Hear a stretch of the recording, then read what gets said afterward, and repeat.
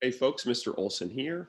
We're continuing our analysis of the aggregate demand, aggregate supply model today, and we're looking at changes in the short run. So we've built our model of aggregate demand. The aggregate demand is simply C plus I plus G plus XN. It's the most important equation in macroeconomics. And if we're analyzing what's going to shift the aggregate demand curve, it's changes in any of those four items. And then we also looked at our short run aggregate supply curve, and we learned that that curve can be shifted by RAP wrap, by the change in resource prices, by actions of the government, such as subsidies or corporate taxes, and then by changes in productivity. So we've introduced these curves, we've shifted these curves, and now we're going to put the whole model together today. And we're going to see what happens when we put the curves together to create an equilibrium price level and an equilibrium output, which is quantity. So let's do that right now. We're going to draw first an economy that is producing at full employment output. And we've already talked about that in earlier lessons. Full employment output means we're operating at our potential GDP, which means we are operating at our natural rate of unemployment. What does that look like in this model? Well, we have a downward sloping aggregate demand curve. We have an upward sloping short run aggregate supply curve. They are going to come together and meet in an equilibrium. It's going to create an equilibrium price level and an equilibrium quantity. And that's going to give our current right now level of GDP and current price level. Okay? And because we're being asked to show it at full employment, we're going to put that short run equilibrium at the LARS. What does that mean? Where the ASAD curves meet is at the same quantity of output, at the same real GDP as the long run aggregate supply curve. Okay? And the reason is because we're at full employment. So if we're at full employment, we know our short run curves are going to come to an equilibrium at the long run curve, because that long run curve, the LARS, represents our full potential real output, and it represents full employment. So now that we've built the whole model together, what you're going to be able to do is analyze shifts and see what the impact is on output and price level in the short run. So let's do that. Assume there's an increase in consumer spending. Let's assume that vaccination of the coronavirus goes really, really well, and households get out back out there. They're going back to restaurants, they're traveling again. They're visiting, buying plane tickets and visiting friends, going to baseball games, and there's an increase in consumer spending. What's that going to do to the price level and output in the short run? Well, we're starting at full employment here. As you know, consumer spending is a determinant of aggregate demand. So if consumer spending increases, aggregate demand increases to the right, and we have a new equilibrium price level and output. What happened? Price level increased and quantity increased. Okay, and you can see that our new short run equilibrium here is beyond our long run potential GDP. Okay, so what does that mean? Prices go up. That means inflation could happen, and that means that real GDP is going to happen. This is telling us a lot about where the economy is at. So let's see if you can do some of these problems on your own. If you want to, in your notes, you can create a little practice chart like this. You're going to get 10 scenarios. You need to determine, is the AD or AS curve moving? What's the shifter or determinant that's going to cause that change? And is aggregate demand or aggregate supply increasing to the right or decreasing to the left? Here are the 10 scenarios. We did number one together. Go ahead and pause the video, try these 10 scenarios on your own, and then we will go over the answers.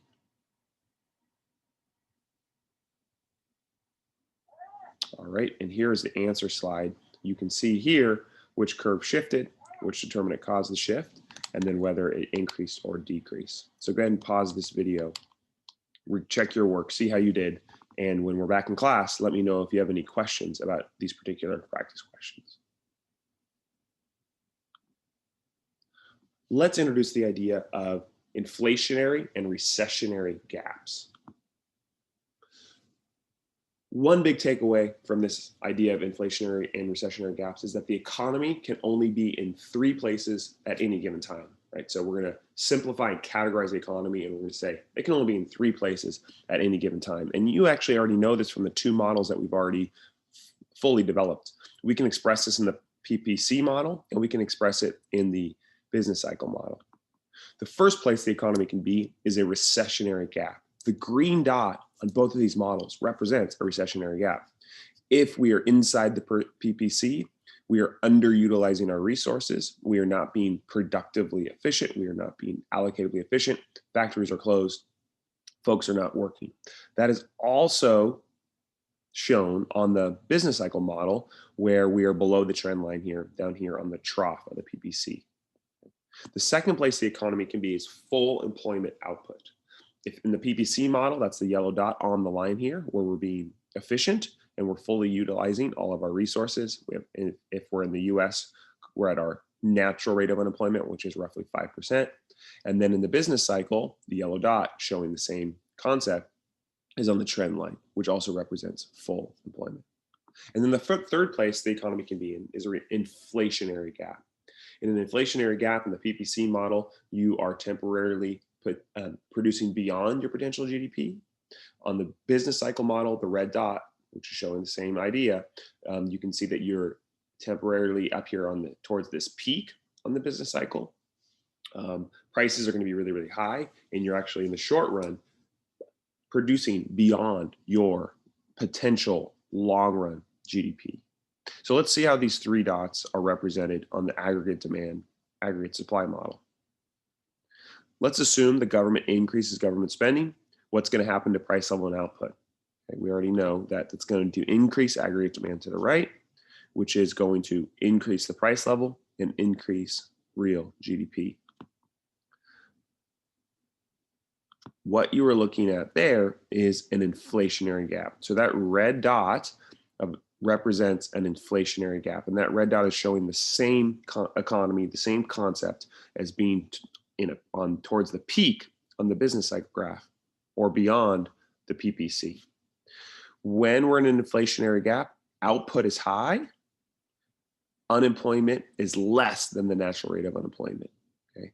How do we know that? Well, because the quantity of output is greater than our potential quantity of output, and the quantity of output is the real GDP. The higher the output, the lower the rate of unemployment. So for example, if the NRU is 5% in this inflationary gap economy right now, the unemployment rate might be 2%. Right? Similarly, the price level went up, right? So another concern is inflation, hence the name inflationary gap. Prices tend to be high, unemployment tends to be low, and GDP tends to be running hot and growing fast. So that's an inflationary gap. Okay, our actual GDP is above our potential GDP.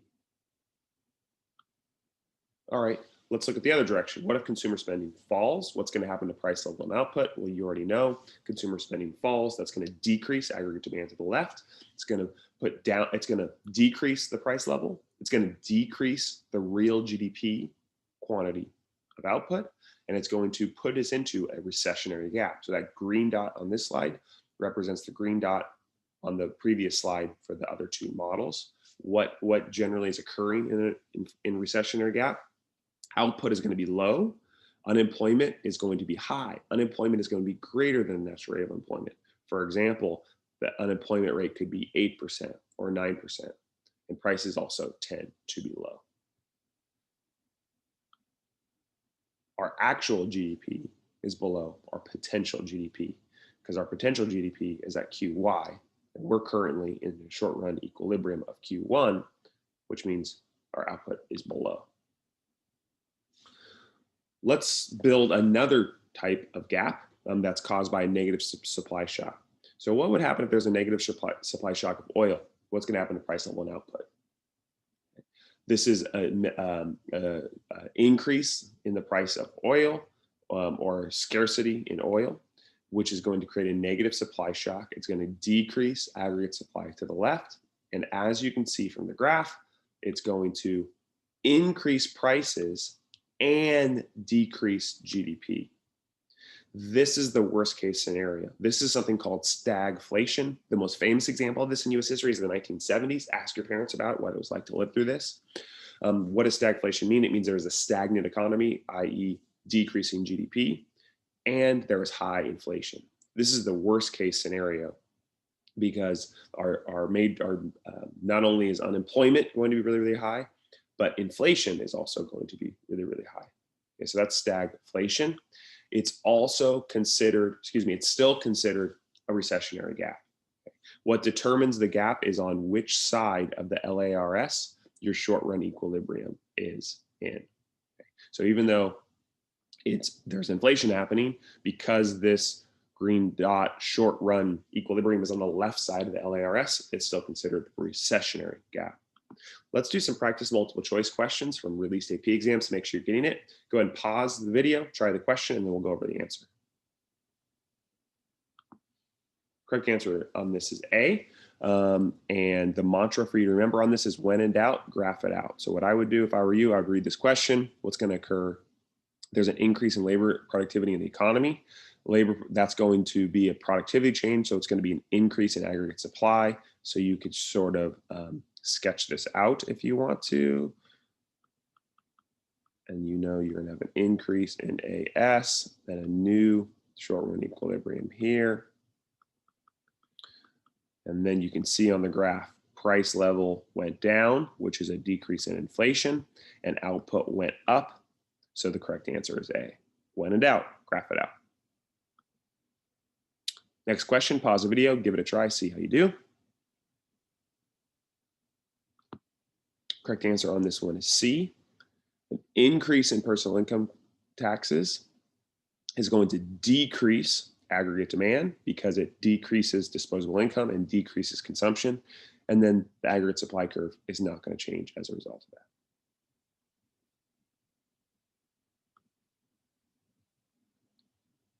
Number 27, stagflation is most likely caused by D, a decrease in aggregate supply. Go ahead and pause the video, try number 4.